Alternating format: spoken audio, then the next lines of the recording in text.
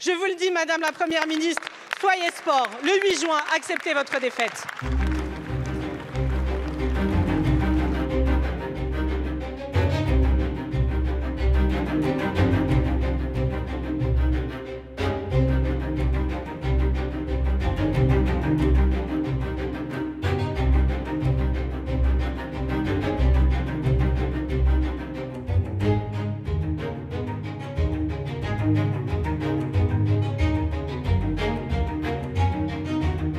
Ma question s'adresse à la Première ministre, chef de gouvernement et depuis quelques jours juge constitutionnel et présidente de l'Assemblée nationale.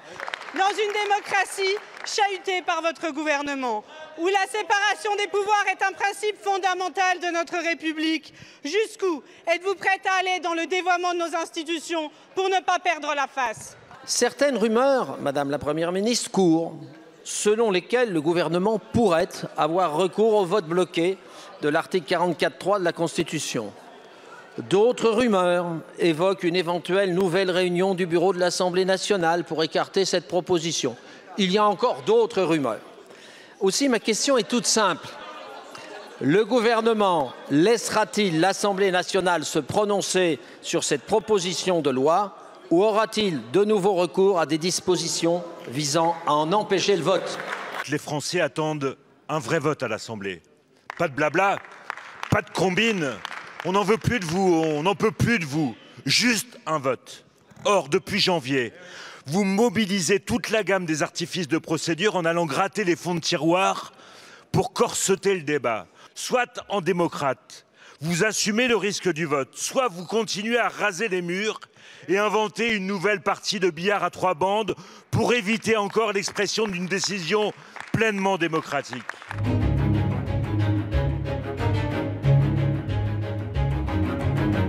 On ne défend pas les institutions à coups de propositions de loi anticonstitutionnelles. On ne ment pas aux Français en portant avec la plus grande démagogie un texte dont chacun sait ici pertinemment qu'il serait censuré par le Conseil constitutionnel s'il parvenait au bout de son cheminement parlementaire. Alors, Madame la Présidente, jusqu'au bout, nous défendrons la réalité face à la démagogie et la Constitution face à ceux qui la remettent en cause. Je vous remercie. En application du principe de séparation des pouvoirs, le gouvernement n'a pas à se prononcer sur les procédures propres à l'Assemblée nationale.